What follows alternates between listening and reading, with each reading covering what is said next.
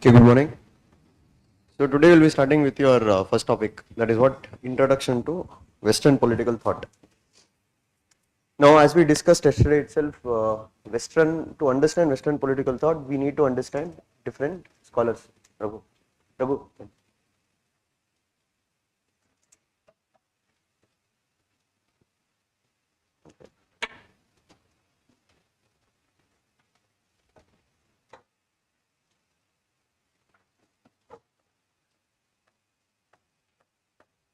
We said to understand the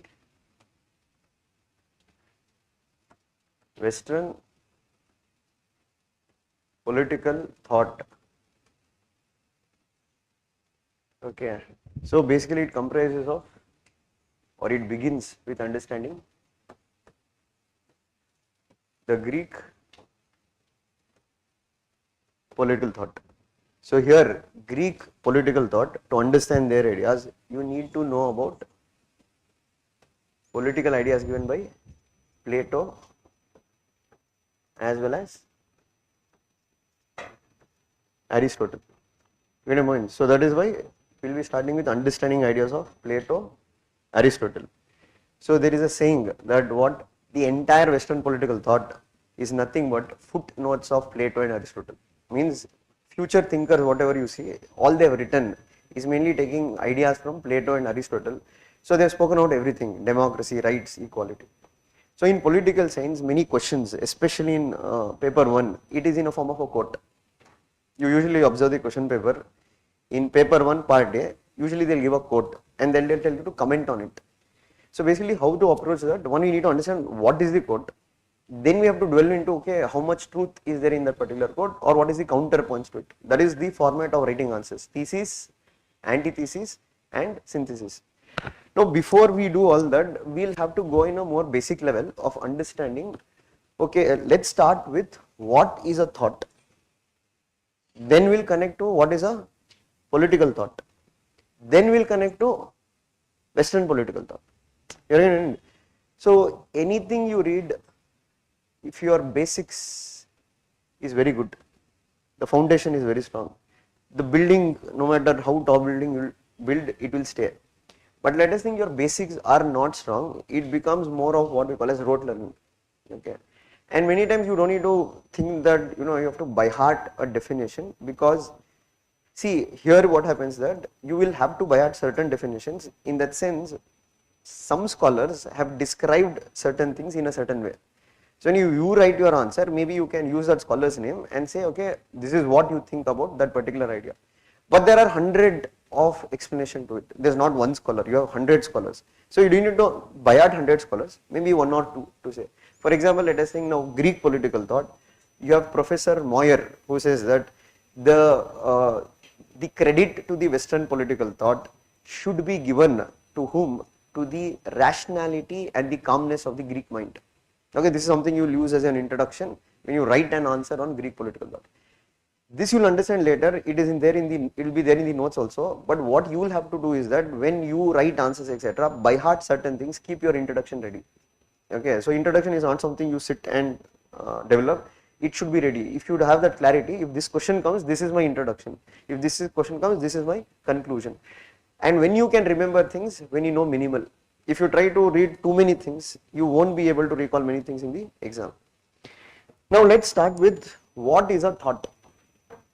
Okay, so let us think there are certain keywords that we'll have to read. When I say political thought, there is also a term called as political theory. And there is also something what we call as an ideology.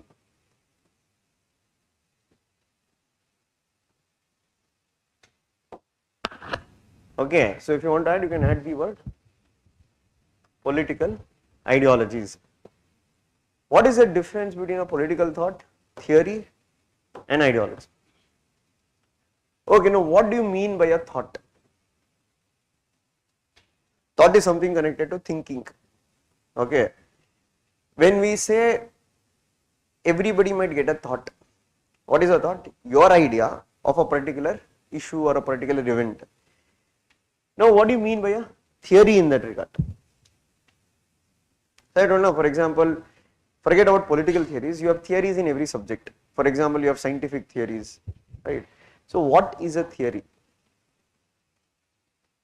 In simple terms, we can relate theory to the word called as explanation.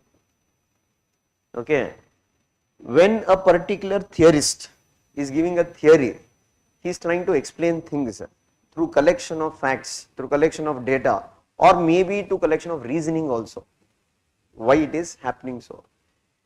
When you take a political theory, this is connected to politics. So what is politics? The word polis is a Greek word. It is taken from the Greek word called as polis, and basically there it means state. So when you say anything regarding politics, it is connected to state. We are connected about how state was created, what is the functions of the state, how state will work, why do we need a state in the first place. Now when we explain anything connected to the state, anything connected to it, not be natural state, it can be rights, duties, justice, etc. You can explain it two ways, or there can be two kinds of theories. One we call as the empirical theories. The word empirical meaning scientific theories. The other type of theories is what called as normative theories. Normative means philosophical. Okay. Now what is the difference between science and philosophy? So main thing is that in science there needs to be evidence, there needs to be facts, there needs to be verification. So for example, let us think, if there is a question which we raise that today did the class begin at 7 AM, it's a scientific question. Why? Because you can check the time, you can provide evidence, etc. But let us think if the question is that, is the class good or bad? That's left to you. Some people might tell it is good, some people might tell no. Why? Because here it is not a question which is based on a fact, it is based on what we call as good or bad. Good or bad is not segregated into white or black, it is relative. So when we say a scientific theory, it should be based on evidence and facts, and you have to be able to explain it. When you say normative or philosophical theories, you are going into metaphysical questions for which evidence cannot be provided. Okay. So when we look at the political theories, you cannot tell all political theories are scientific or all political theories are philosophical, or it might be that some theories are scientific, some theories are philosophical, or there might be some theories which have both philosophical part and scientific part in them. But that depends upon the scholar who has presented that particular theory. So for example, if you take Plato, and that you will understand once we read Plato, most of his approach or the theory what he is given is philosophical by nature. Means you cannot verify what he said, or there can't be any kind of scientific evidence that has been presented for his theories. But let us take something, for example, what we do in currently. For example, now recently let us take Haryana elections happened.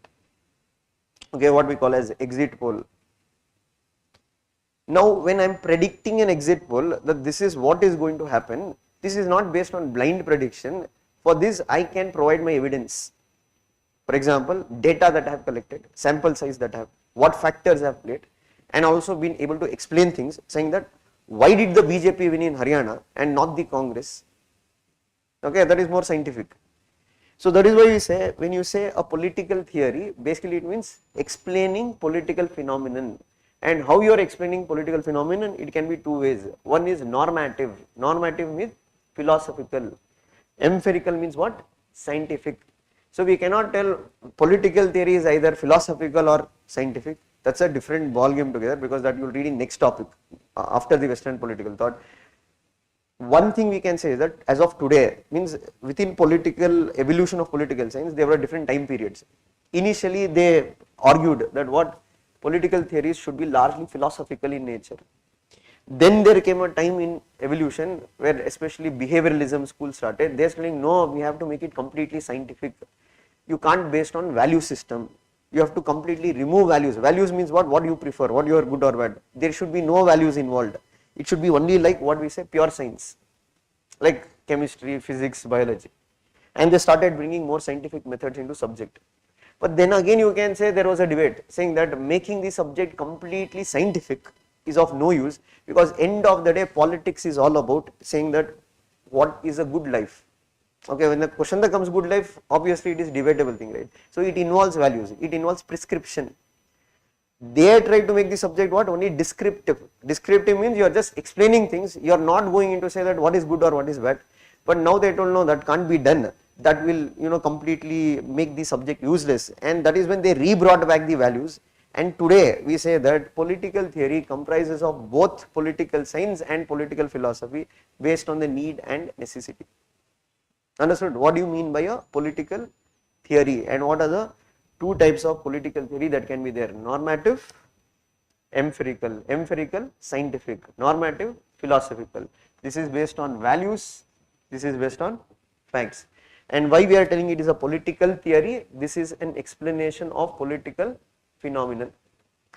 Now coming to the part of political thought.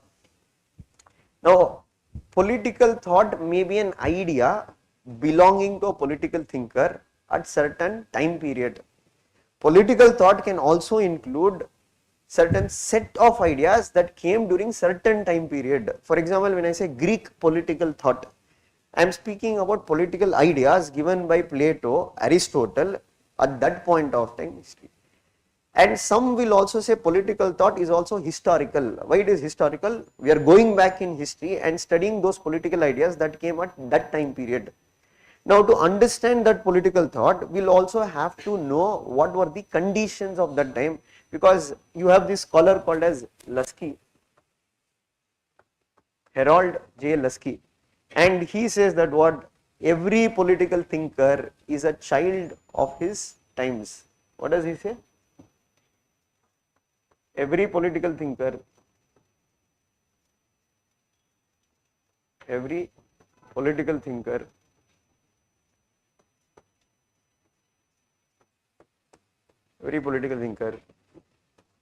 is child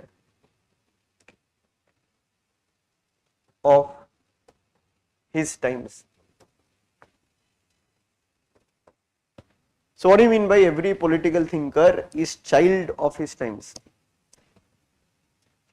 So when you look at major political ideas that have emerged, we say political ideas emerge at the time of crisis. Why at the time of crisis? You need to read. So let us take Plato's case only. So Plato's book, he has written important books or texts. One of the most important book written by Plato is a book called as Republic. Okay. And largely what is there in the text is that he is speaking about to create this ideal state. Okay. Now question is that why did he want to create an ideal state? Because at that point of time, during his time period, the city state what he belonged to, called as Athens. Current day Athens is in Greece. Okay, because we are speaking at 427 BC, Plato was born. So we are speaking about that time period. So that time period there was no idea of nation only. Okay, nation is more of a concept that emerged maybe after 15th or 16th century. But back then there was no idea of nation. Largely it was a city state. Means Sparta was one more. Today Sparta is also part of Greece, but that time it was a city state. So you can say there was a war going on between these Athens and Sparta. And you can say this war has been also captured in a book called as the Peloponnesian War, written by Thucydides. Okay, and why that is in news currently is that now this China and America's friction, what is going on? There are some people like Graham Allison, he is a scholar, who compares, or he has coined a term called as the Thucydides trap. Okay, now what does Thucydides trap meaning? In that book Peloponnesian War, this Allison's interpretation of why the war took place, he says the war takes place usually when there is an established power and there is a rising power And when this established power and rising power are not able to accommodate each other within that international system, they inevitably go to conflict. That is oversimplification, because you can say that the why war happened between Athens and Sparta, it is debatable. Okay, but that is the comparison what is doing. And there is a lot of some similarities. Like this, Athens was a democracy, Sparta was what you can say oligarchic. Oligarchic means somewhat authoritarian. That is comparable to today America, which is a democratic country, and the rising China, which is more of an what you can say oligarchic state. And that is why they draw the comparison, saying that Thucydide traps means what, when there is an established power and when there is a rising power, when these both can't accommodate each other, they inevitably go to conflict. And they say that was the reason because Athens was a rising power and Sparta finally went into conflict, and you can say that it ended the Athens domination in Greece. Okay. So now Plato, when he had written his book Republic, they had lost the Peloponnesian War, and there was increased corruption, there was increased what you can say plague in Athens. All these led to what Plato now thinking that why did his state of Athens, which was glorious at some point of time, why did it become like this? Okay, that is what started his thinking process, and that is when he thought, means he brought ideas saying that what should be an ideal state. Okay, he went into the analysis what led to the decline of Athens. Now when we say he is a child of his times, why? Because these were the conditions that happening during his time period, and more also you can say there might be influences on him also. For example, let us think, even you when you grow up, obviously in your house there will be influence of your father or your mother or somebody who has shaped your thought process. Same way when we read every thinker, we also have to look into the influences on them. Who has been their influence? For example, in Plato's case, the biggest influence on him was his teacher Socrates. Okay, he had a major impact on Plato, because when you look at Plato's writings and Plato's ideas, some say there is a clear imprint of Socrates in him. Okay, so some say whatever is Socratic is Platonic. Means whatever Socrates has said, that is what Plato writes. And this Plato also had started a school in Greece, or what you can, not like a school, like a training center called as academy. Okay, largely teaching people about political philosophy, Socrates' ideas, and ultimately you can say it also went on to important ideas for politics. And all that ideas have been documented, or he's written in this work called as Republic. Now let us think, this is where I say you don't need to read any original books. Okay, Republic is a series of, you can't read that, moreover it is in Greek. Now what we are reading here is all secondary sources, some who have read the primary sources, they have written books on it. We are not even reading those books, we are reading the summary of those books in that regard, because for this exam, that's why I told we are not doing a research. So especially for those who are from academic background, like some people will be from political science background, when you do your MA in political science, when you appear for civil service exam, there is a subtle difference. In MA in political science, it is more academic. Here it is not as academic as that. So that's why I told there is a bit in change in approach. So for example, here you don't need to read. For example, like we read about Hannah Arendt. Okay, so when I did my public policy, so one of my professor had asked that can anybody help us in this Hannah Arendt's translation of some work. So I had read political science. Now Hannah Arendt is only 3 pages in political. I thought I'll be the first to volunteer, because I know I read Subramaniam notes. So it was there 4 pages. So first day of the work, what he told, he gave the original work of Hannah Arendt and he told read and summarize. I read her work 1 page. I never able to understand anything what she was writing, because if you read in the notes, it is there. Hannah Arendt is one of the most confused thinker. Now I understood why she is very confused thinker, because what she write I was not able to interpret only, and I dropped out. I told no, this is not possible. That is different. This is different. Here you don't need to have that kind of background. You have to just understand the summary of the idea given by person. So as I told, we are not reading Republic, but we are just writing commentaries on Republic, what they say. For example, you have Rousseau, who says that the work Republic is one of the greatest treatise ever written on education. Because in this book, Plato has written a lot about education, importance of education, how education system to be. Now all these connections will understand once we start now with Plato. But the starting point of Plato, why did Plato give this book Republic? As I told, as Lasky says that what every political thinker is a child of his times, and these were the conditions during time of Plato. Athens was declining, Athens had lost the Peloponnesian War. This thought Plato thinking that why the Athens has lost, and more importantly the impact on him was death of Socrates. Okay, there was democracy in Athens. Socrates was made to consume hemlock, it's a poison, and he died. And this had a deep impact on Plato, saying that because Plato considered this Socrates as the wisest man on earth, means there is no person wiser than Socrates. For him, he was the ultimate, wisest man, but they killed him. Now this pondered that for him the question mark now is democracy an ideal form of government.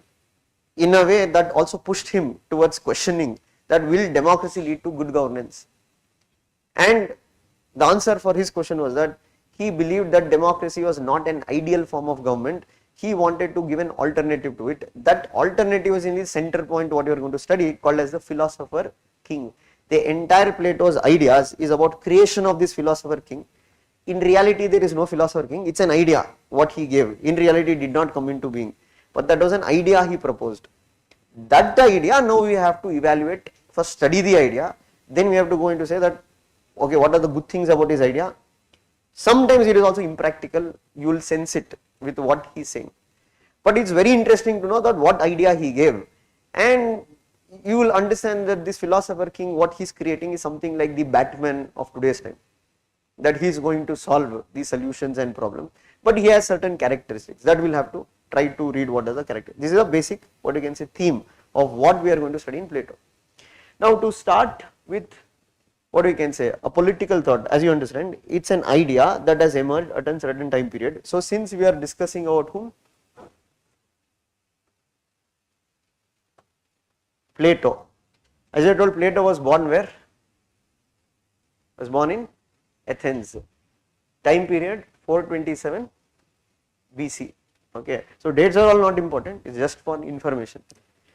Now, as I said, here we are not studying life history of Plato, we are studying ideas given by Plato. So first I'll just list out what are the different ideas Plato has given and which we have to study for the exam. One is Plato's idea of forms, then Plato's view on education, Plato's view on communism of wives and property, Plato's views on the idea of justice, Plato's view on what is philosopher king, Plato's views on laws, so these are the major ideas of Plato that you will have to know, and you can say 100% of the PYQs has come on these themes.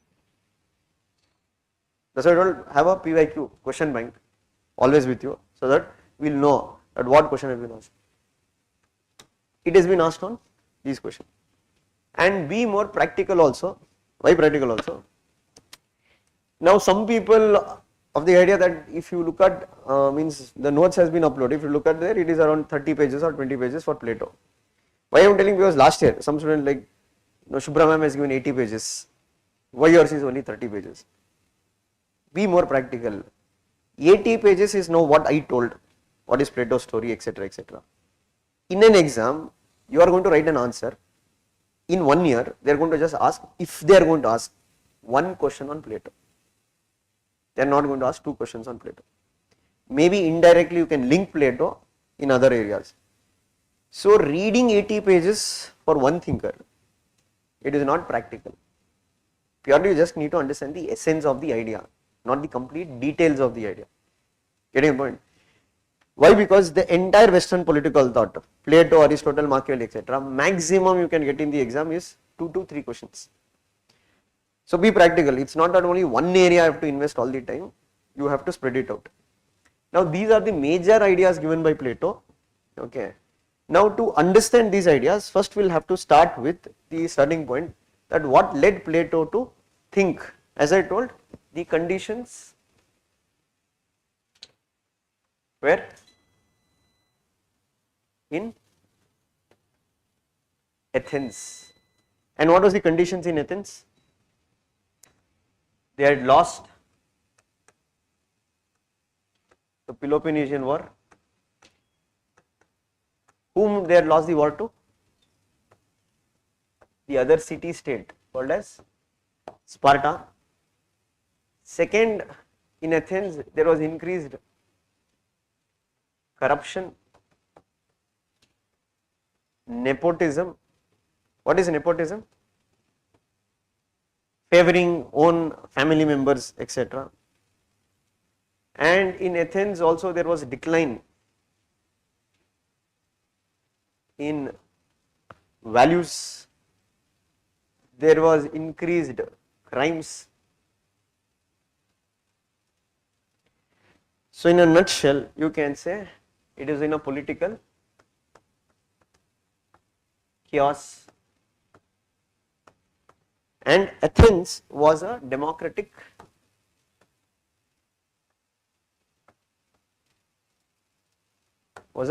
democracy. The other thing that also happened here is that the death of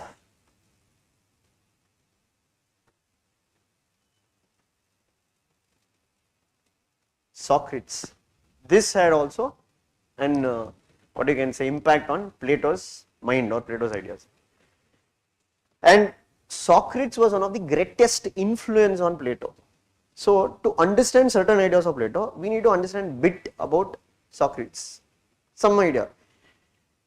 There is something called as dialectics. We also call it a Socratic method. This is something you will see that Plato's method of writing. So how Plato writes is that it's always in the form of a dialogue. He creates characters and he makes these two characters discuss things. Like one is argument, the other is counter argument, then he comes about what synthesis. Now why he employs this dialectics? Because that was what Socrates believed, the only way that you can arrive at truth. What Socrates believed, the only way you can arrive at truth is through a discussion and a debate and through questioning. So like how, when you say what is a tree? People say tree has leaves, tree have roots. It is like an argument what people will say. The argument will stop at a point when both of us will agree upon, okay, this is what we can agree. For him that is the only way of gaining truth. So Socrates is also considered as the father of philosophy.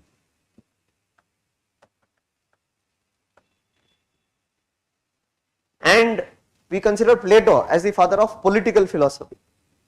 Now with Socrates, what he said was that if you take the universe, it has material things and it has fundamental ideas. Matter is not permanent. Okay, for example, this chair, it's a material thing. It is not permanent, it will break at some point of time. Money, it's a material thing. Today you can have money, tomorrow you can't have money, etc. And there are certain fundamental aspects of universe. For example, let us say, what is happiness? This is something you can't see. It is not materialistic. It is an idea. So for this Socrates, he always believed idea is superior to matter. Okay, he always considered matter to be an illusion. What do you mean by an illusion? What you see might not be always the reality. To understand what is a reality, you need to understand the idea behind the matter. Now to simplify things for you, this is not something very new. This is already existed even in India. You can say one of the reasons that you find a lot of similarity between the Greek ideas and the ancient Indian philosophy, especially the Shankaracharya. And there is a connection here. The connection is that this Plato has been also influenced by one more person of his times, Pythagoras. I think you would have heard about Pythagoras theorem. This Pythagoras at that point of time had visited India, and he had taken certain ideas, or that is what the logical connection you can make. Like for example, soul. When we read next Plato, you will understand he speaks about soul. He speaks about transmigration of soul. So you take Shankaracharya's, he is given a concept called as Maya. What is Maya?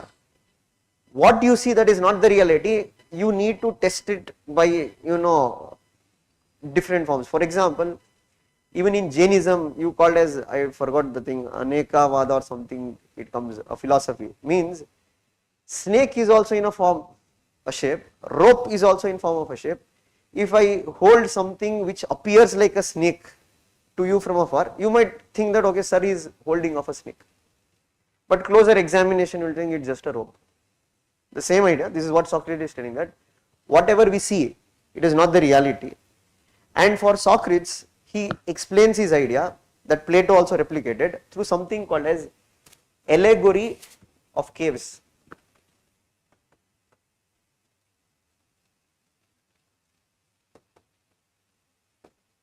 Allegory means narrating an idea in form of a story to communicate that idea. Now what he says is that, let us think it's a cave. There is only one opening at the back end of the cave. There are 3 people tied in ropes, and they are facing the wall of the cave, and their back is towards what? Entrance of the cave. Can you mind? Their back is facing the entrance of the cave, and they are watching the wall of the cave, and here you have fire which is lit. Sunlight is coming through this. Now these 3 people have never been outside the cave. Now outside the cave, let us think many things are happening, a bird is flying, etc., etc. Now that shadow, it appears on the wall of this cave, and these 3 people, they make their own assessment. Okay, let us think a bird flew. Now the shape or the shadow, it might appear like a dragon flew. Now they think that is a reality. Now after some days, one person who is tied, he will unleash himself, goes outside the cave, then he will say the world is very different. And now he will understand that the world I was living in, it was not the reality, it was just the shadow of the reality. And now he will tell it's a completely different perspectives. And he will come back and tell the other 2 members, what you are seeing is not the truth. Come and see outside, that is the truth. But those 2 people are not ready to come, because their hands are tied. They know that this is the truth. So what does signify, what is he trying to say is that rope signifies ignorance, rope signifies arrogance. But only when you unleash yourself from both of these, sunlight signifies true knowledge. Only when you get the true knowledge, you will be able to understand the reality of the universe, and for him, it is not the materialistic reality of the universe. In a simple term, whatever you see, it is not permanent, money, fame, etc. The ultimate reality is something different. You need to understand what is the purpose of a good life. Why do you need a good life? Or what is a good life? Because the description of a good life can vary. So you have Lokyata philosophy in India, which says that there is no God, there is no karma, there is no good, there is no void. Pleasure is the only thing that is good. Same way if you take Buddhism in that regard, they say materialistic pleasure is of no use. You have to give up all the materialistic pleasure, and then you will attain what we call as moksha. There are different philosophies. So for Socrates, he believed that to understand true meaning of happiness, it is only possible if you have true knowledge. A false sense of knowledge will always make you look at material things, it will attract you towards material things, and that is what you will always believe, that this is the purpose of life. Understood? And that is why Socrates said, knowledge is virtue. Virtue means, good moral character one has. So when that will happen? When you have knowledge. Only when you have knowledge, you will get virtue. That was one of the major things what the Socrates said. And that is why this fellow considered him to be the wisest man, because to understand all this, to move beyond material things, you need that kind of knowledge. Now, connecting this point back to Plato, this was Plato's influence. Now Plato, and one more thing with Socrates was that he encouraged the youth in Greek to question everything. And the state of Athens did not like it. He told, nothing should be accepted without questioning. It is only through questions that you will be able to achieve the truth. The state did not like it, and that was one of the reasons why Socrates was accused of corrupting the young minds, and he was accused in a case, and that is where they gave him henlock and he consumed it. But there was a chance for Socrates to escape, but he didn't. There is a reason to it. If you look at the Greeks, be it Aristotle, Plato, or even this Socrates, the entire Greek political ideas, they strongly believe that state is equivalent to God. Whatever the state does, whether it is good or whether it is bad, it is in the interest of the well-being. That is why he consumed hemlock, saying that even in my death, there is something good which is going to happen. And this is what made Plato started thinking that the political system in Athens killed Socrates, the wisest man. Why? Because they were not able to comprehend the ideas what he was saying. And that is why this fellow started that academy to promote his ideas, and he thought about now the conditions in Athens and what is the solution for it. As you know, what was the solution? There was corruption, nepotism, they lost the Peloponnesian War. Now for all these, one thing what Plato blamed it on was, it was democracy. It was because they had a democratic form of government. Now here, that's what I'm telling, this is Plato's point of view. It's his point. Later you can debate and tell, okay, maybe he's wrong also. But that is Plato's viewpoint. For him, what it is, that in a democracy, it allows common men to elect somebody as the ruler. Common people, according to him, do not have the true knowledge what this Socrates is speaking about, to know what is good or what is bad. So there will be always an opportunity that for those who have good manipulative skills, they can manipulate people and they can come to power, and once they come to power, they don't know the art of governance. So what the Socrates would have also told in his book, Socrates also believes that. He asked the question, let us think state as a ship. Do you need your ship to be driven by a person who does not know anything about shipping or sailing? Or should it be driven by a person who is an expert sailor? So answer is, you need an expert sailor. Same way he says the state should be also run by a person who has that kind of knowledge to run the state. Plain simple, what Plato thinks is that you need the most knowledgeable person to become the king or to become the ruler. It can't be a democracy. And he blames that democracy is the root cause of all the problems what is happening in Athens.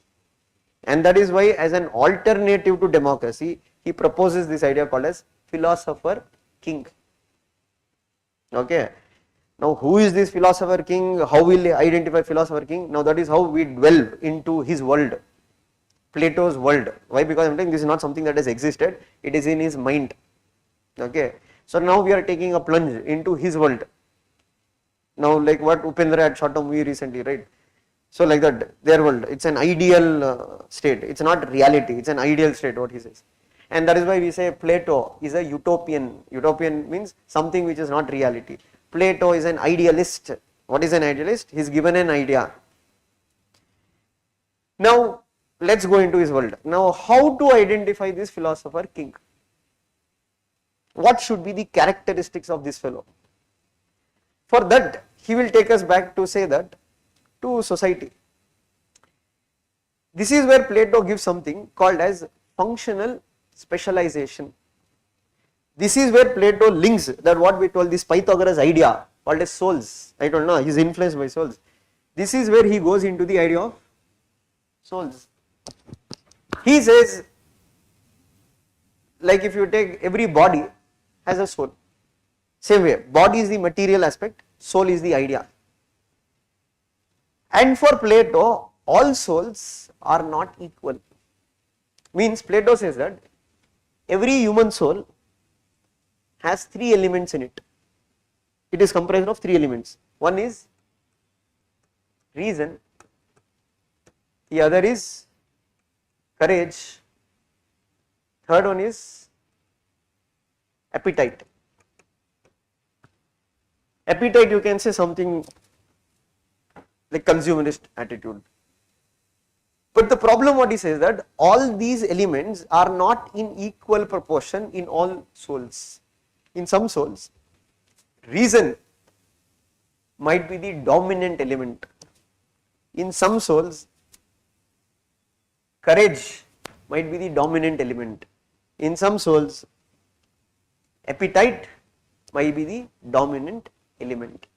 Understood? He told all human bodies have souls, but all souls have three elements, but all the three elements are not equal in every soul. It depends, we need to identify. So he says that in those souls where reason is dominant, means logic is dominant, these are the souls which are endowed by God, like what Socrates told now, to understand the, what is that, the ideas, the essence of ideas, not the materialistic world. Courage are those souls which have fighting qualities. Appetite are the common men. So this is how he classifies the society into three classes. In those souls where there is reason, you call them as the ruling class. In those souls which there is courage, you call them as the guardian class. In those souls where there is appetite, you call them as what? The common people.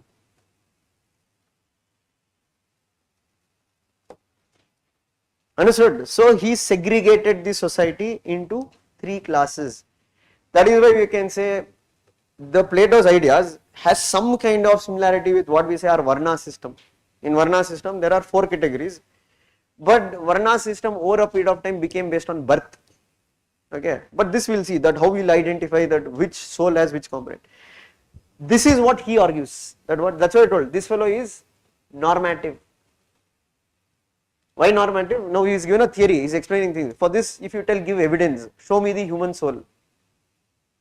Evidence cannot be given. This is metaphysical, outside this world. So this is the philosophical thing, is saying that every human body will have a soul and every soul will have three elements. We need to identify in which element. And for him, for justice to be there in the society, you need to identify who is good in what, and they have to do that work only.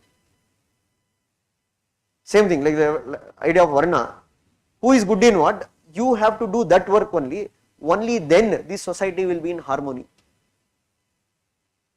If there is a mismatch in work, that leads to chaos. So for him, what was the problem in Athens? Those who didn't have reason, they were ruling. So now you need to reorganize the society based on these three classes, and here if you see, he is more speaking about duties. It is your duty to perform the work which you are endowed. But now the question is that how do we identify? How do we identify which soul? For this is where he brings a second component, where Rousseau told the Republic is one of the greatest treatises which are ever written on education. He told it is through an education system we are going to identify. So for this, Plato brought an education system.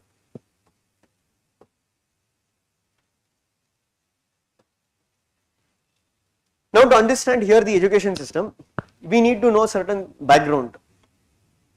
This Plato's ideas of education has been also influenced by the education system which was there in their rival state called as Sparta. In Sparta, how was the education system? Completely state controlled. No private education, no private coaching, all the education is given by the state. Second thing, compulsory military training for those people in their education, means compulsory, mandatory military training. And you can say they had also allowed women to also get education. In Athens, it was the other way around. You can say there was private education, there was no state controlled education, women were denied education, there was no compulsory military training, but they focused more on philosophy, science, mathematics. So he brought a fusion of these two systems and he designed his education system, where he told his education system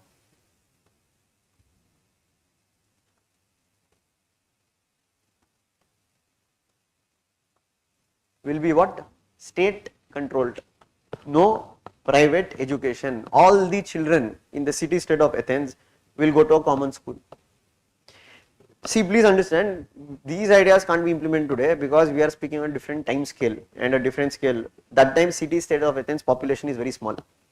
Okay, just a city state. So he's telling everybody should go to what? Same school, no private education. The reason was that what he accuses, there was these followers of a one more Greek philosopher called a sophist. That is called a sophism. That was one more philosophy. The sophists, whom even Socrates was a critical of sophists because he told they were corrupting the Athens society. This philosophy was contrary to what this Socrates believed. They believed that there is nothing called as the, this ideal world and all, the material world. Matter is real. Okay, you need power, you need money. Okay, it's something similar to the Indian philosophy called as Lokyata. So in India, we have philosophy called Lokyata philosophy. They believe there is no karma and all. Pleasure is the only thing. Enjoy your life as long as you live. Don't think something beyond. Sophists were promoting that. And that their education system was what? Private education. So this both Socrates and Plato were opponents of what? The sophist philosophy. So he wanted to remove the sophist component and make sure that it is completely state controlled. Women, he told, should be given education, should not be denied education. And third, he told compulsory military training should be given. And lastly, he told we have to also create subjects like philosophy, gymnasium should be also introduced, music. Now, why this Rousseau told it is the greatest treatise ever written on education? Because if you go deep, he gives stage by stage the education system. That is not required for preparation, but logically you have to know. And there is also tests in between. So he says when children are very small, let us take 0 to 6. Now here, as I told, everybody will go to same school. There will be something like what we call as a common hostel. There will be something called as common mothers. Mothers means he believes that family is actually a negative element. Why? Because he told in family there is love, but the love is very particular towards your own child. So he says that children should be taken away from mothers. All children should be groomed in what you have community system, where you have something like community mothers in that regard. And he says that why? Because when you don't know whose child is yours, then you will showcase love towards everybody in that regard, and everybody will get an equal opportunity to get education. And he says at this stage they have to be taught moral stories. Why? Because he believed that when children are very young, they try to imbibe values which you speak, which you talk to them, their environment, and that is why it will build a strong moral character in them. So that is why you can say even in our younger days we read Panchatantra, or you can say Satya Harishchandra. Why? Because at a very young age, when the minds are very vulnerable, if you inculcate these values into children, that will stay for a very long time. And many times when you can say why crimes happen in society, it is largely because criminals are not born. Crime is an output of a social upbringing. In general, a survey that has been done, why many criminals commit this heinous crime, a common element in most of the heinous criminals is that they have a very bad domestic environment when they have grown up. That's why this fellow goes into such depth, and he says that what? You should give moral education. This is influenced by Socrates. Many times Socrates has told this is he's only written in his book.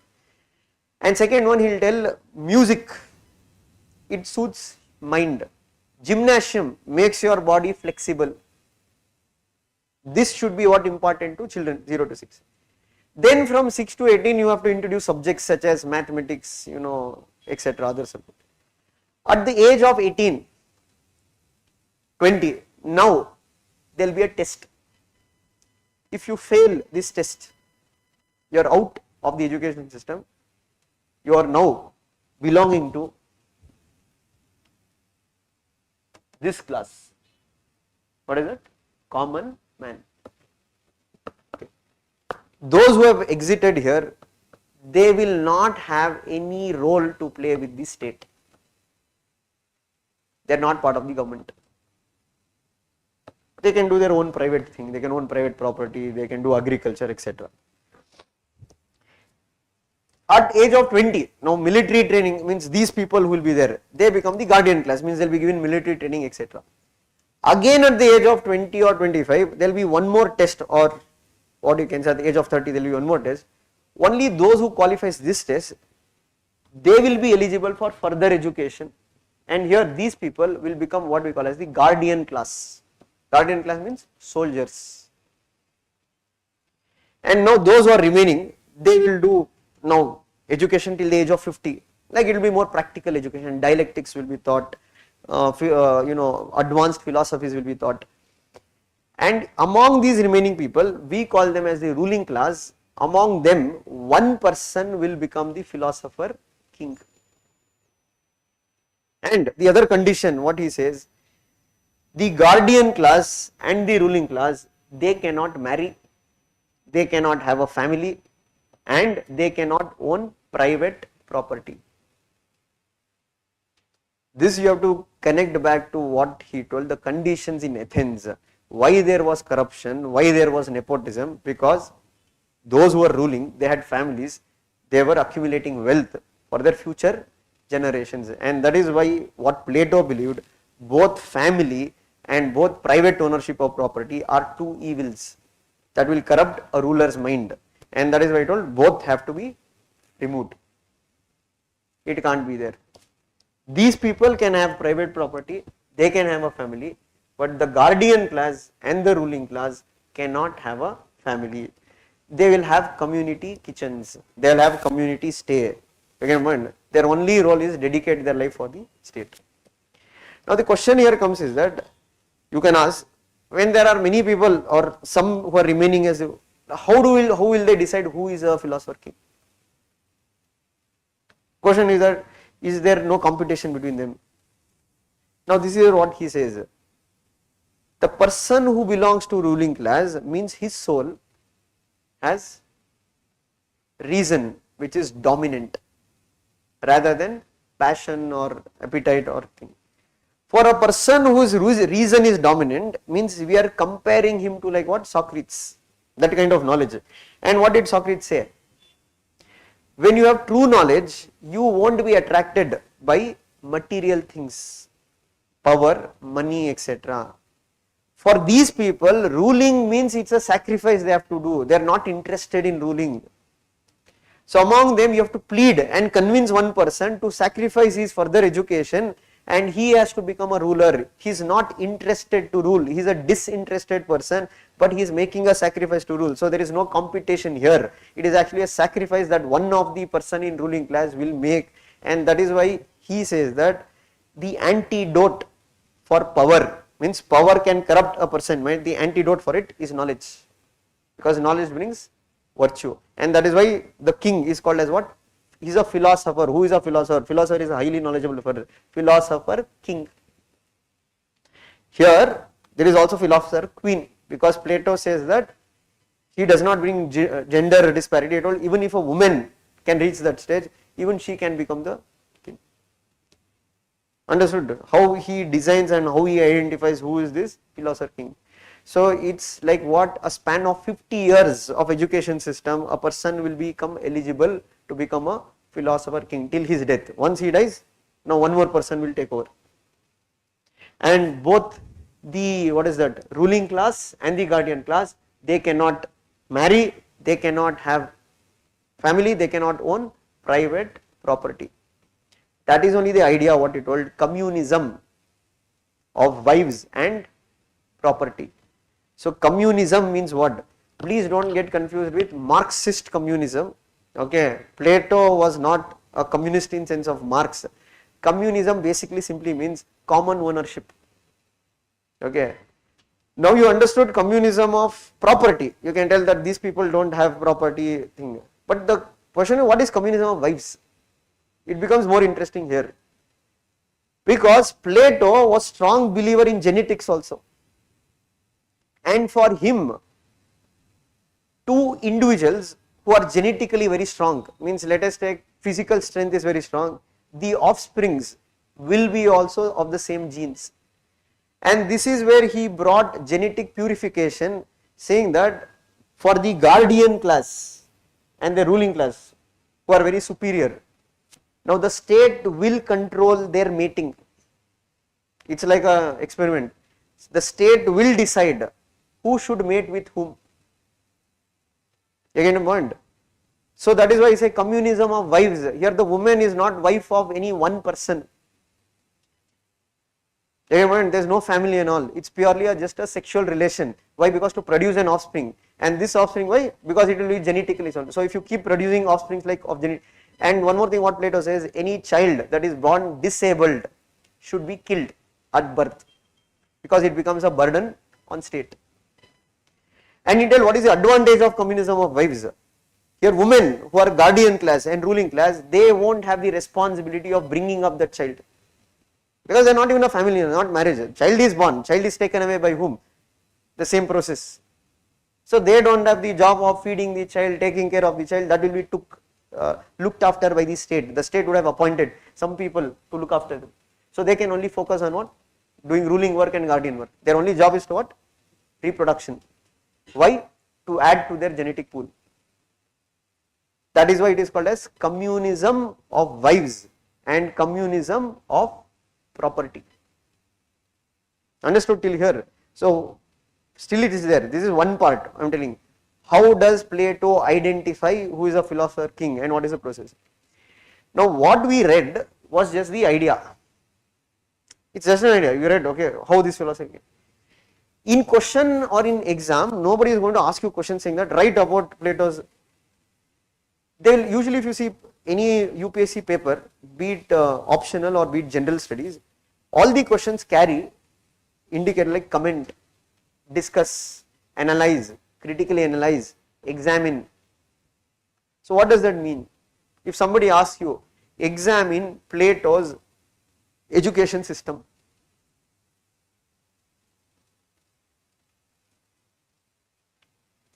or somebody might say examine Plato's what is that functional specialization or division of society into 3 classes.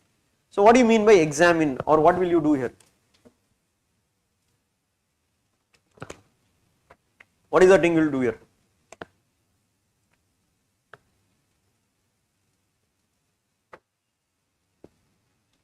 See, basically exam, okay, let us think in simple terms. Now let us think this fellow will bring his answer, he will give me his answer and he will tell please examine my answer. So basically what I should do?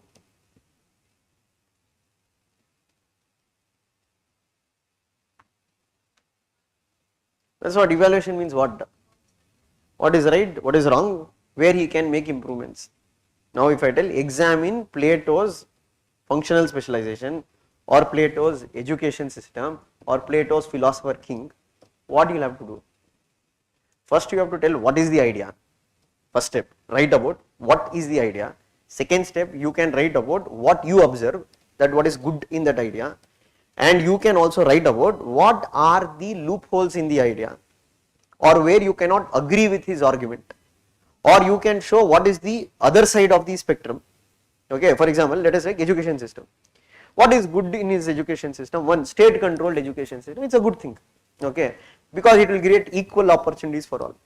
Second good thing about his education system is that he is giving equal opportunities for women also to get educated. He was way ahead of his times, because at that point of time women did not have equal rights or etc.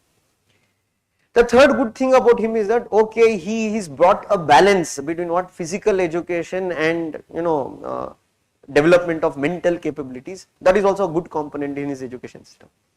Or fourth, you can say he is giving a lot of importance to education, that we can agree, because we need knowledgeable rulers, we need knowledgeable citizens. But there are also drawbacks. You can't expect education to be a lifelong reading purpose, means a person to read till 50 years. Second problem with this education system, it is state controlled education system. Why there is state controlled education system? Because state controls your mind, that what you should read, what you should not read. Because Plato is very strict about it. He will tell you can't allow people to read what they want because it might corrupt their human mind. They might start challenging the state. Plato's education system is only to make you enslaved to the state, not challenge the state. Keep in mind. And third problem with his education system is that it's solely based on the idea of identifying who belongs to which soul. The theory of soul is only not empirical. Means, okay, how do you identify who has reason? Okay, how do you tell that, okay, this fellow is eliminated at the age of 18? There are people who get reason at a later time. It's not scientific way of determining, and it is leading to what? State controlling education system. They are taking away your rights. Now you are basically being reduced to what? Perform the duty that is given by the state. That's why Plato's ideas are mainly oriented towards what? Creating somewhat way a dictatorial state. So not direct, it is indirect, because next you will understand, he will give complete power to the philosopher king. He says he is above the constitution, he is above the law. Nobody can question him, nobody can challenge him. Whatever he does is correct. Why? Because he is a person who has knowledge, and he is highly guaranteed that what? That fellow will not misuse power. Why is he not misuse power? Because he has knowledge equivalent to what Socrates described. You are getting my point? So this is something I want you to learn in initial days itself. When you read a theory, don't just buy at that theory, also do some thinking. That thinking will be also helped when we actually go into criticism part, like people like Aristotle. He has criticized Plato, his very own student. We say Aristotle is deeply influenced by Plato, but Aristotle is also one of the biggest critic of Plato. So that is why we say Aristotle is one of the greatest Platonist. Means among followers of Plato, this one is the greatest. Why? Because he has not only followed what his master said, he has also questioned his master, and he has also challenged his master, and his master also has made few changes because of this fellow's questioning. Now what were the things that Aristotle questioned? He told Plato that you told that property and this family should not be there for guardian class and ruling class. That's a recipe for what? Building a honest ruler. But Aristotle says Plato has not taken into account what family and private property actually can bring to an individual. He says private property is a sense of achievement of something of your hard work, and private property is something which is a time tested institution. It has survived from a very long time. You can't come overnight and say I am going to completely remove private property. It will take away the incentive for these people to work hard. Second one, family. He says that Plato sees family in a very narrow way. He sees family is nothing but reproduction. He told family is not only about reproduction, family is also about giving values to their children. So he says that how can you expect a child that has never been open to a family to have values such as compassion, emotion, etc. He will be something like without any of these qualities, and that fellow goes on to become a ruler. He says it is not good.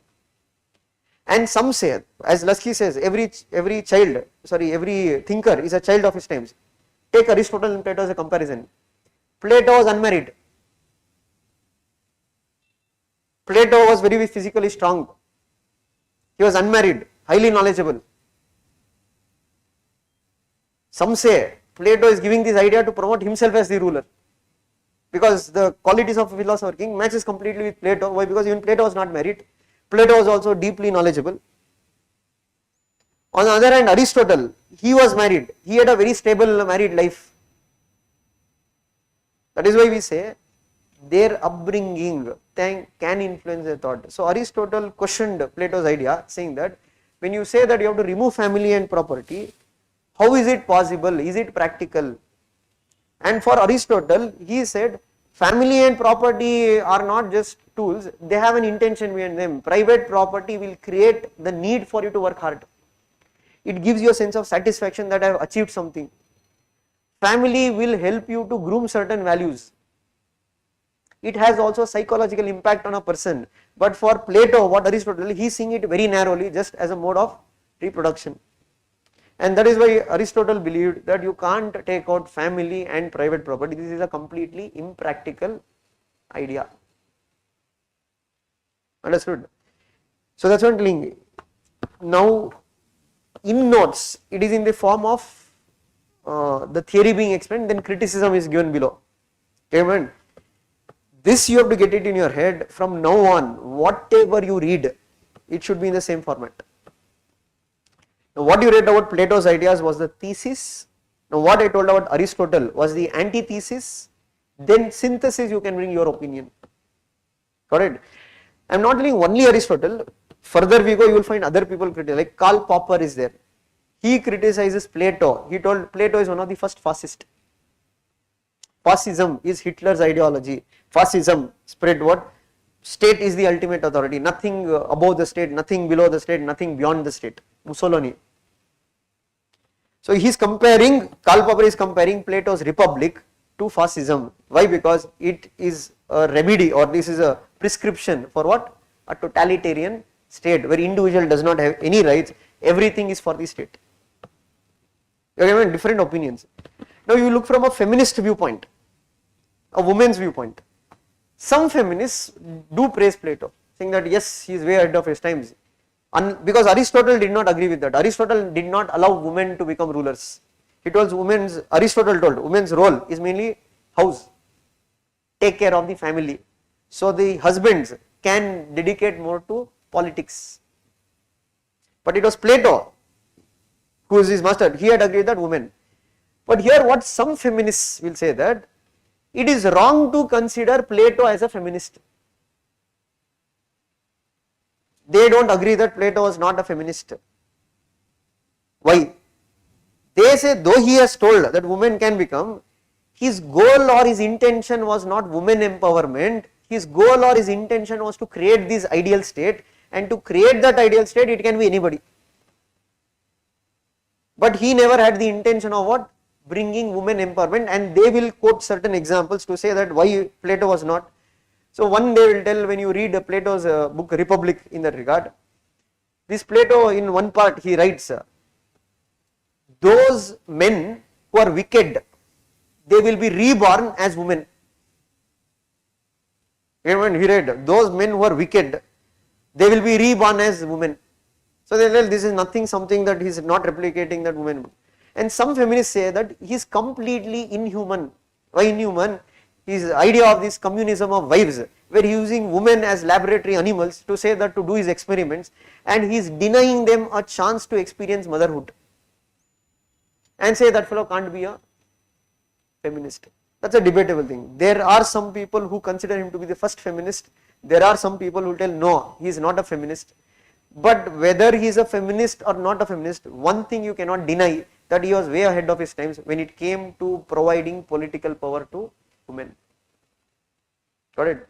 You understood? This is how they have asked this question. Plato as the first feminist comment. Same thing. You have to write what he has told about feminism. And this is where I told, see, now in the notes it is there. Plato as the first, it is there in the notes in a correct format. What is feminism? What are the counterpoints? Now it is your luck if in the exam they ask the question that way. Because the content what you have read is ready, you will reproduce it. Why most of the people don't do well in exam? Now even if you see Shubhra ma'am notes, it is in form of a question and there is explanation for that question. Now they will only read that way. Now UPSC what they will do, they will twist the question. For example, they will tell Plato's view on democracy, comment. That will be not there in the notes. But you know something about that this fellow dislikes democracy.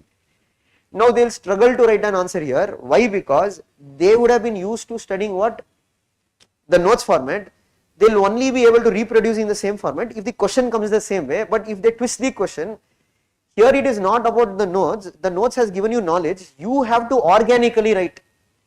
Okay, what is organically writing? Now when they say Plato's view on democracy, so first I will write, Plato is considered as the father of political philosophy. Plato has written this book called as Republic, and in this book Republic, he has criticized democracy as not an ideal form of government. But then what I have to write? Why for Plato it is not an ideal form of government? Because Plato says democracy allows common men who do not have true knowledge to elect the rulers, and this gives an opportunity for those who have manipulative skills to come to power and those who do not know the art of governance, and that leads to nepotism, favoritism and decline of the state. And he blamed democracy was responsible for death of Socrates. This is what I will read. Where is the content? No content. This is my content. I know, I have understood what is democracy. But this is half the answer, because they have not told what is Plato's view on democracy, they told comment on Plato's view on democracy. Now I will start with the antithesis. However, Plato's view on democracy can be also criticized, because as Winston Churchill says that democracy might be the worst form of government, it is the best unless we have an alternative. Second one, J.S. Mill, that's what you have not yet read J.S. Mill, you will read in future J.S. Mill. As J.S. Mill argues that what, it is only through a democracy an individual can attain self-actualization, because democracy gives equal opportunity for individuals to participate in public affairs. And third point I am going to write, Plato's alternative to democracy, that is philosopher king, is no solution for democracy. Why? Because end of the day a philosopher king can use absolute power, corrupts a person absolutely.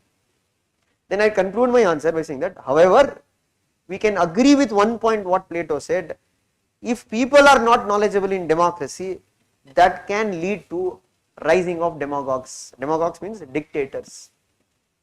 Now if you ask me, sir, where is this answer? This answer is nowhere. This answer is what I wrote based on my understanding, using my knowledge of what? From different components of what I read, because next you are going to read a topic on democracy,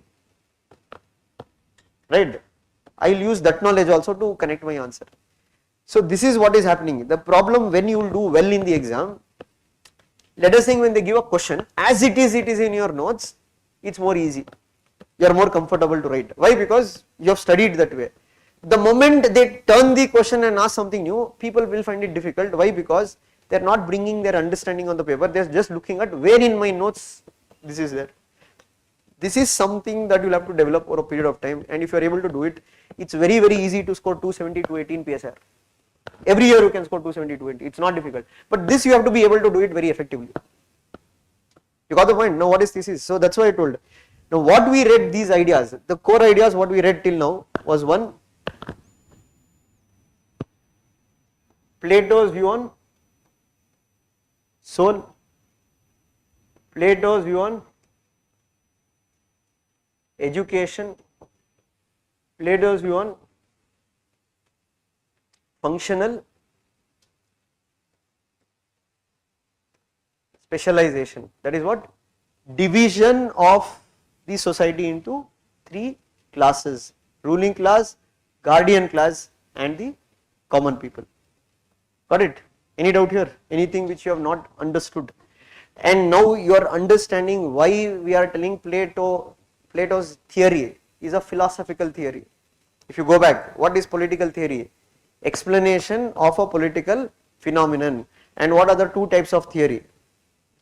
Political philosophy, political science. That is what? Normative, empirical.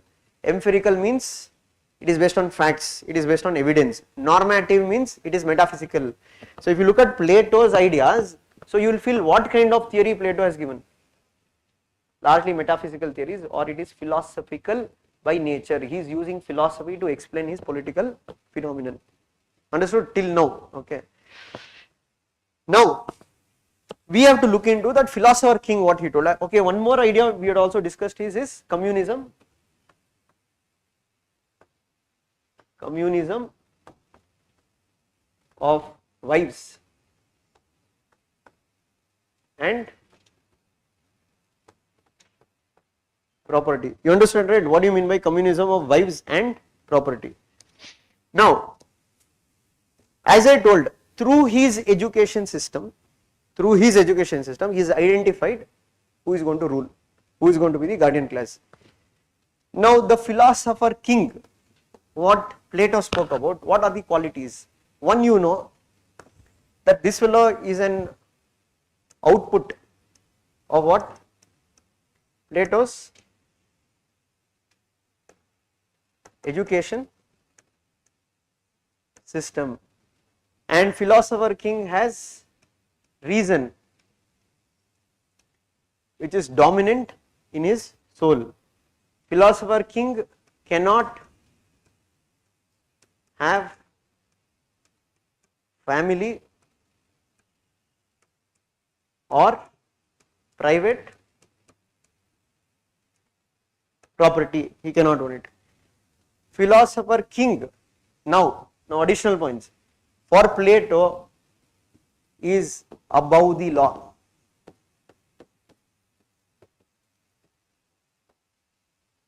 What he says, philosopher king is above the law. He enjoys absolute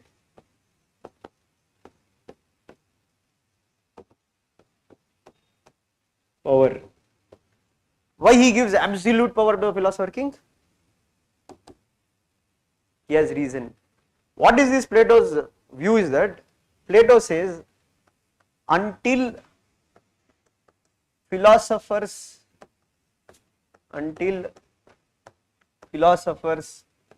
become kings or kings learn the art of philosophy, the world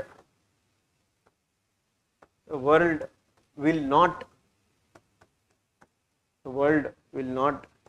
rest from evil.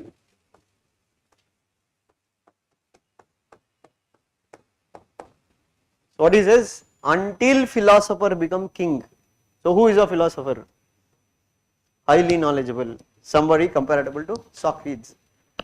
Or kings learn the art of philosophy. Those who are kings, they have to become philosophers, means they have to become knowledgeable.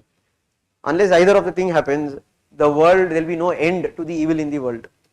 That is what he says. So basically he is telling that the person who is going to rule should have the knowledge of ruling. It is the ultimate knowledge what he has to possess. So when he has that kind of knowledge, this fellow will tell what? He is above the law. Law does not, there is no need of law. So Plato does not believe in the concept of rule of law. He believes in what? The rule of the philosopher king. Philosopher king is the law. So this is where Plato says one more thing about this law and philosopher king. He says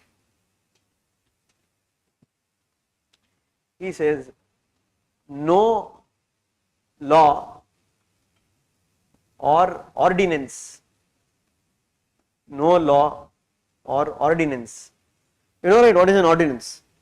In modern day, it's a temporary law. No law or ordinance is mightier.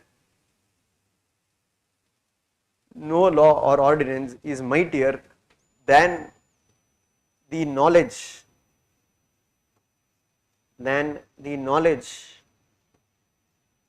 of philosopher king. No law or ordinance is mightier than the knowledge of philosopher king. So he is taking something as a law and he is saying law is not equivalent to the knowledge of philosopher king. Means Plato is of the view that law should not be applied to philosopher king, or philosopher king is the law. So he does not operate within the law, he will operate according to what his mind will tell. Now the question is why? Because Plato has certain issues with law. We have to see from Plato's point of view. Plato says that law represents average wisdom. Law is made by people with average wisdom. He says that philosopher king, on the other hand, his wisdom is unmatched. Second one, he says that law is inflexible. What do you mean by law is inflexible? Let us take as an example, Nirbhaya incident happened. No, right, the Delhi rape case. 5 people were involved. 4 people in that got death penalty. 1 person in that did not get death penalty. Why? He was a juvenile, 17 years. Later they changed the law and now they told those who are between 16 to 18, if they commit a crime, we will refer them to Juvenile Justice Board and then we can trial them as an adult. The problem at that point of time, the law does not apply to him. Even if you have changed the law, it does not apply to him. So he says that for every situation you can't act according to law, there should be some element of flexibility. Law can become a hindrance to you in certain scenario, and that is why he says no law or ordinance is mightier than the knowledge of philosopher king. So he gives complete power to the philosopher king. He says do according to what your mind says, because his knowledge has given him virtue. That virtue he believes that what will make him use power in a more responsible way. That is the claim of Plato.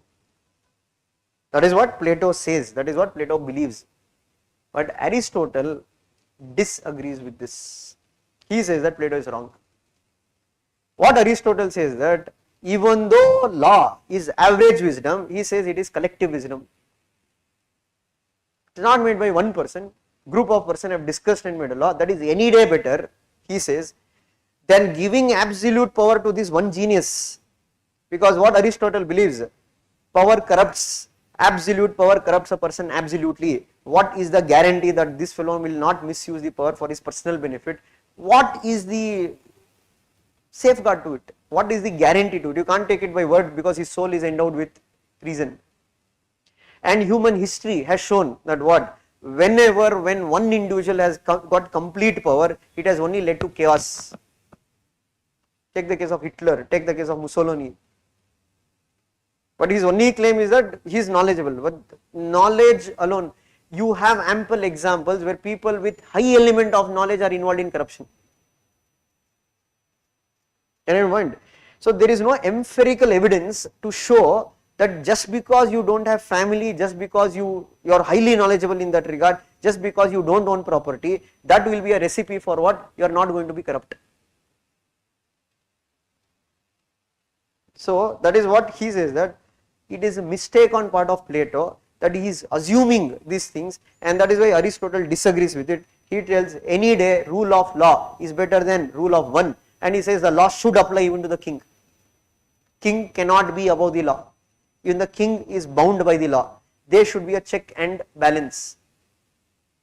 And he says that it is actually wrong to assume that what? Knowledge is the recipe for what? Tackling corruption. So that is the viewpoint of Aristotle. You are understanding why we always have to connect thinkers, because it views varies from one person to another person. Maybe now we have just connected Aristotle. Next, when we read Locke, etc., they will get more points to say that, because they speak about more of a limited state, means state should be limited by existence of a constitution. Plato is speaking that this fellow is above the constitution. But only two things that philosopher king can't do. One, he can't change the education system.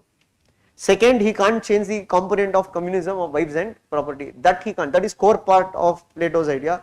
Rest he can do anything. Got it? And that is where you need to connect to this quote. What is that? No law or ordinance is mightier than the knowledge of philosopher king. This is a previous year question they have asked. Plato comment. And similarly they have asked that one. What is that? Until philosophers become kings or kings learn the art of philosophy, the world will not rest from its evils. Comment. Now, why people will find it difficult to write here is that, plain and simple, they always look at a book to write. Don't look at a book, bring your understanding on the paper. So that's why I told, for few days what you can do is that, means now we have not started yet answer writing. Once we complete Plato, we'll take it up. If you go to YouTube channel, last year or before that, there is a series of previous year questions I have discussed. I'll post it on the group, okay. Try to watch those videos, because there I have discussed how to write an answer. So initial days you try to practice, okay. As I told, initial days no time limit. You can copy and write, you can see and write, you can refer different sources, but you need to write. Maintain a separate book for it. But I will give you questions, which questions to write, okay. So this is where one more characteristic of philosopher king is that he is above the law. Alright. So we'll end here. Tomorrow we'll continue, not tomorrow, Monday. Tomorrow will be, usually it is Monday to Friday, okay, but this time we started on Friday. So we had class on Saturday also. So next class will be again on Monday. It will be Monday to Friday. So we'll continue with philosopher king, the other aspects of philosopher king, what he told. Alright. So got an idea that how to approach a thinker. And that's why I told here, don't worry too much about their life history, their father, their mother, their wife, etc. That is not required. Purely their ideas, what they have given, that is more important. And please purchase a previous year question bank or download it online. Keep it with you always. Why? Because you have to constantly keep looking at what questions have come on those areas what we are discussing. Got it? And as I told, reading is different, writing is completely different. That's the problem with most of the optional. What people will think is that they will read optionals, but reading is different, writing is different. In an optional subject, you have to write. Simple now, 500 marks you are going to write. Whether you are very good in that subject, you speak very well, that does not matter. What you write on your paper, that is what the evaluator is going to evaluate. So that's why I told, write, make writing a habit. Because if you keep writing, your language will improve, your skill will improve, and that organic element of writing answers, that will improve. That can only improve with successive practice. That's why I told, every day write 2 answers, every day write 1 answer. I am telling GS also, not only with optional. That will help a long way to know at least what to write, how to write, and you will improve on it. And writing means not only reflect on it, sit and think what else I could have written, where I am missing out. Understood? So only if you practice a lot, you will become perfect. Got it? So next class we will continue with the remaining part of Plato. Then we will look into Aristotle.